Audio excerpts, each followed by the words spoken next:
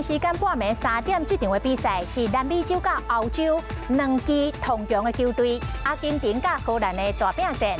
阿根廷由卡球天王梅西来带领，那荷兰的队长范戴克是目前全世界上界厉害的后卫之一，两队强对强，大对决。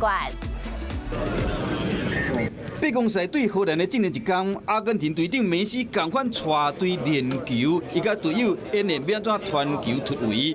因为有金香军团荷兰队因的后卫真强，阿根廷是要入球无遐简单。 Probably, if not the greatest player to play the game, so it will be tough. It will be also a good challenge, I think, for the team, not just for the defenders, but the whole team. 除了梅西，荷兰的后卫那天拉克点出，伊伫英超完成队友Julian Alvarez伫卡达世界杯已经入球2摆，判断力甲技术拢真厉害，即嘛要顾调。